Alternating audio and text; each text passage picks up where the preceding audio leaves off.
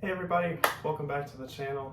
Today I'm going to be reviewing my brand new, well, relatively new, I've had it for a month or so now, but Bambu Lab H2S 3D printer.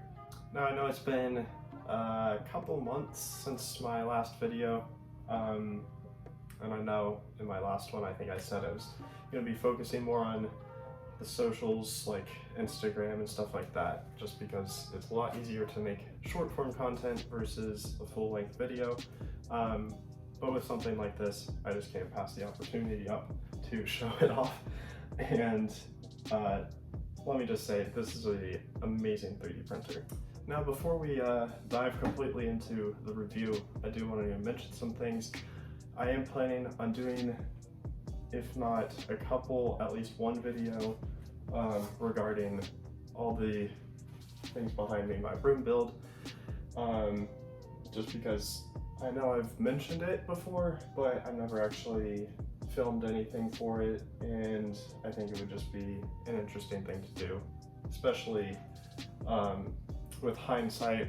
I've learned a ton of things since I built it, so just being able to mention some things that I did wrong, and you know, if you're doing your own room build, hopefully that could help you in the future, but I do plan to do that. Alright, so now for the printer itself. Before I get too far in, I want to say that I'm no way sponsored. I bought this completely on my own.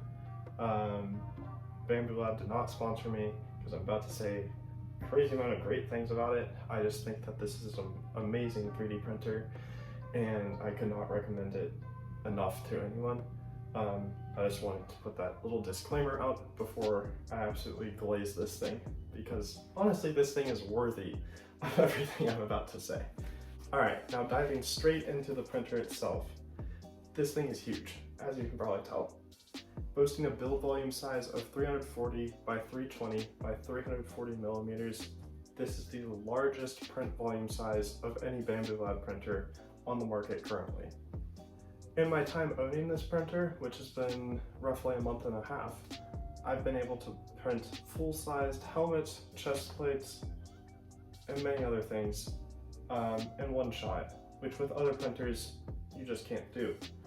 You have to slice them into multiple pieces, and then once they're done, glue them all together, and no one wants to do that. That's just a complete hassle. Now that being said, there are larger printers than this out there, and they're actually a lot cheaper too. This one, including tax and shipping, I think was about $1,300 USD, whereas the LAKEY Neptune 4 Max is roughly $400 and has a build plate volume size of 420 by 420 by 480 millimeters, which that is incredibly large. However, before I bought this one, I owned a LAKEY Neptune 4 Plus, and all I had was issue after issue after issue. I ended up returning that one and got this one instead. Now I don't know if that one was just faulty, which I assume it was, but my personal experience, I wouldn't recommend it.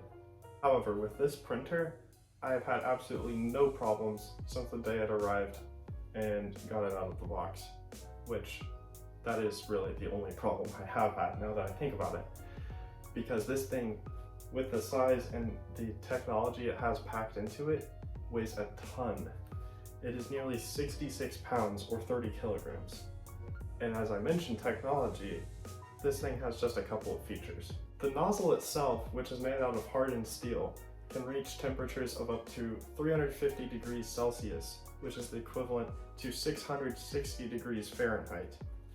And the heat bed, or the build plate, can reach up to 120 degrees Celsius or 248 degrees Fahrenheit, which is incredible.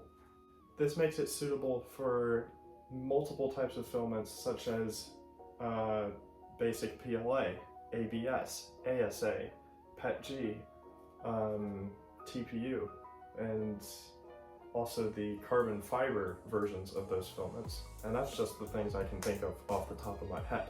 The max speed of this printer is crazy. It can print at up to 1,000 millimeters per second, which you most likely will never use, because that is just way too fast for any good quality print. But even that being said, this thing is really fast. For example, I was able to print this entire helmet in just 10 hours. I was also able to print this whole chest plate in just 6, which is ridiculous. I know I shouldn't be comparing this to the LAKEY Neptune 4 Plus, because they're completely different. That one is a bed slinger, which means the bed actually moves back and forth, whereas this one just moves up and down, and the nozzle does the X and Y axis movement. So this one is going to be way faster. However, that helmet on that other printer was going to take 25 hours. That's 15 hours less on this thing. Now I do have to mention as well, I was using a 0.6 millimeter nozzle rather than the 0.4 millimeter it came with. So I simply just switched the nozzles out, which can print a lot faster that way. The quality will be a little bit lower, but it was still great. And the speed is just mind-boggling. Now all that is great, but what if the print fails? What do you do in that case? I have my laptop here because this thing has so many specifications built in. I'm just gonna have to look down. I can't memorize all this. So, getting started here. This thing is equipped with 2 built-in cameras, one on the actual tool head itself, and then one is side mounted right over here, so that you can create time lapses or view the print from another country. This printer also comes with multiple sensors. It includes a filament runout sensor, filament tangle sensor, and features power loss recovery. All this information is gathered and then processed by the system, which includes built-in AI monitoring, so that the printer will automatically detect an error and then pause the print, so that way you're not wasting hundreds of grams of filament if, let's say, there's poor bed adhesion. This printer is also completely plug and play, which means you simply just have to plug it in, allow it to run its calibrations, which include auto bed leveling, vibration calibration, and noise reduction to create perfect prints every time. So you're not manually having to adjust anything. It automatically does it itself, which is incredible. The printer is also equipped with a top vent right up here, and then another vent in the back that has an air filter. And so what that does is it actually brings in fresh air through this vent up here. It goes through the printer and then it basically exhausts, if you will, the bad air out the back of it, so that all that nasty air inside, or all the the odors and all the stuff that the filaments will create when you heat them up, it goes through the air filter, so it's safe to breathe. Now I would still put this outside, or not outside, but in a room with very good ventilation, depending on the material you're printing. For example, TPU, I would not like sleep in the room while that's going, but PLA, I mean, really no matter what printer, PLA is going to be fine, but a lot of other materials are okay. Now that's really all the specifications that I could come up with that are relatively off the top of my head. In addition, there's 2 lights right up here, which is really nice for illuminating it, and there's also a light at the base down here, which will light up depending on the percentage the print is done. So if it's 50%, this light will only light up halfway. So it's just another feature. It's not necessary, but they threw that in there. And it's really nice, because if you don't want to get up and have to check how far is my print done, of course you can look on your phone using the Bambu Handy app, or you can just look across the room. Oh, it's 25% done, cool. Now I do want to go over how to switch out the nozzles, which I think I mentioned earlier a little bit, but this system of doing it is just incredibly easy. You simply just have to pop one nozzle off and put another on. It's magnetically connected, so I'm gonna switch the camera angle and go over how to do that. I'm gonna switch out this nozzle real quick. This is the 0.4 millimeter nozzle that came with it. Right now I have a 0.6 millimeter nozzle because I've been printing things like helmets, chest plates, larger prints, and the 0.6 makes it go a heck of a lot faster than the 0.4.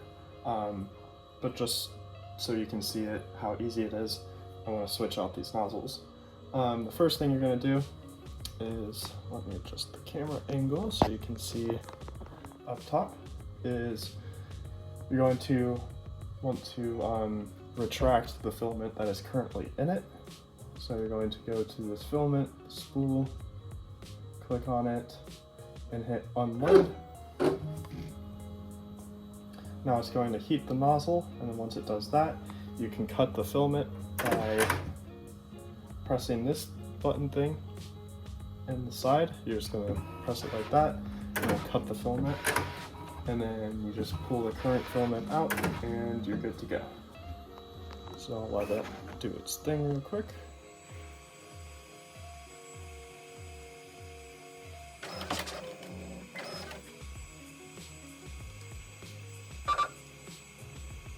Alright, so it's heated. Now I'm going to cut it. And now it says please pull the filament out, which I'm going to do. Now what I do is I just, what's the word? Not attach, unattach. I can't think of the word right now. But I'm going to unattach this tube right here. And what you do is you simply, I don't know how well you can see that, but there's like a little black thing that you push down. And then you're able to pull the tube out.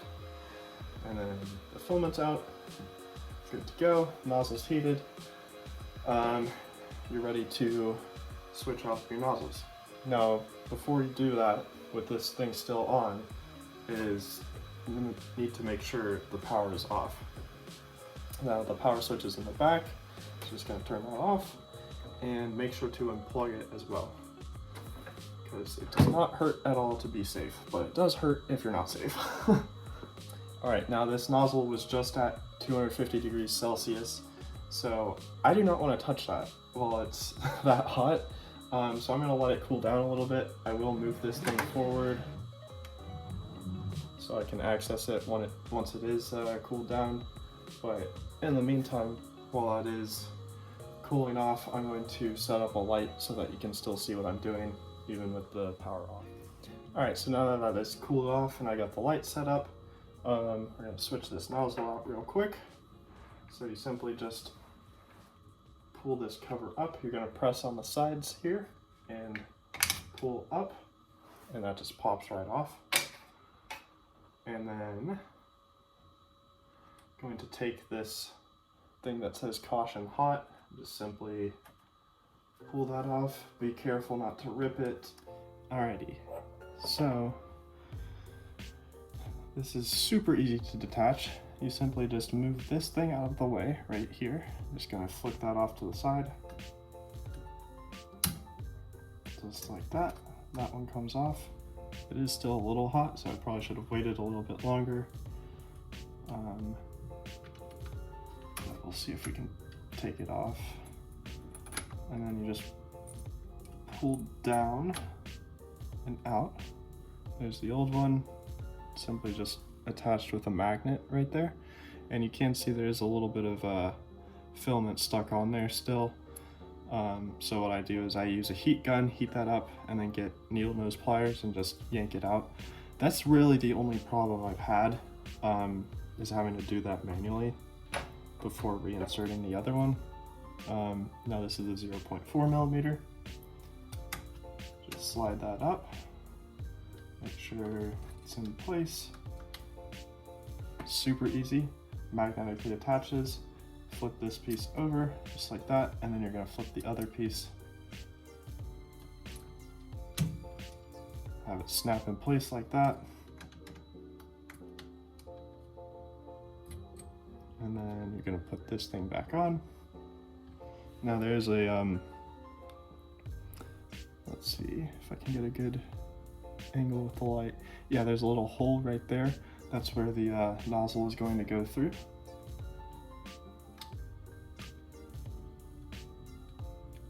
Just like that. And then all you got is the cover. And that just snaps right back into place. And that's literally it. Super easy to change the nozzle out. Don't have to take the whole thing off. Just pop a couple things off and switch it out. So yeah. All right, so I plugged everything back in, turned the power rock on. Now to get the filament back inside, just flip this lid up, and then you're gonna press down once again. Well, first off, let's go to the filament thing over here. Click on that, and then you're gonna hit load. And then it's gonna heat the nozzle, then you're gonna push the new filament in, and then it'll purge the excess filament. So it's super easy. It likes to do a bunch of random moving around. I don't know why. I guess it's homing itself before it heats up. So yeah, now it's heated up. You're going to feed the filament through. So I like to grab some excess filament, push it down on that black thingy before you're doing the same thing. And then there's this, I don't know how well you can see it. Let me grab the camera here. But if you see this thingy right here, you're going to press that to the side, and then you're able to push the filament down. So I'm going to need two hands, so I'll set this back up. Press that to the side, push it down in there, push the PTFE tube back down. It says, please observe the nozzle, see if the filament's been extruded. If it has extruded, you can press continue. If not extruded yet, retry. Which this one has extruded, so you're going to hit continue. And then it's just going to purge the old filament, and that's it. So I'm going to close this back up.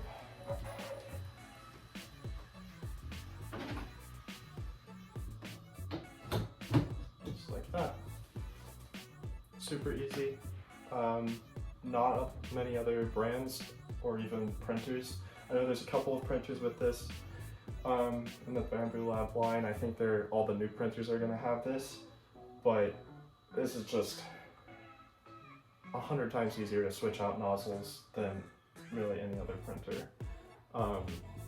So yeah, just fabulous. So that's really all I have about this printer. There are a couple things on the back of it, like the location of the power switch, things like that. So I'll record that real quick, but yeah, that's pretty much it. So yeah, as you guys can see, what I was talking about is this is on the back of the printer.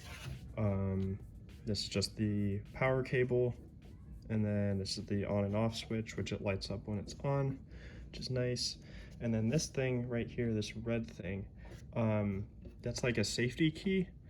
So if that is not in the printer, it won't turn on at all, which is really nice if, for example, you don't want someone going on here, turning it on, screwing stuff up. You can simply just remove that and take it with you, and then the printer is basically disabled and it won't even be able to power on. So that's just a nice little safety measure. You know, say you have kids or something and they know how to turn it on.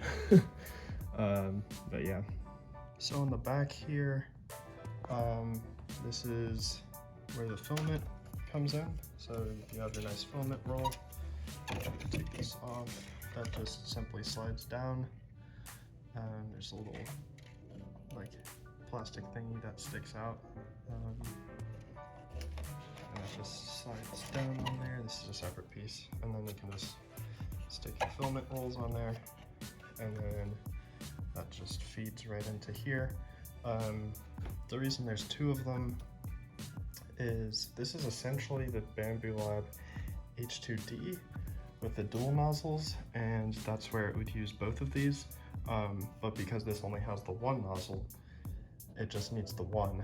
So this one is completely useless. And so there's just a little cap right there to prevent you from sticking anything in there.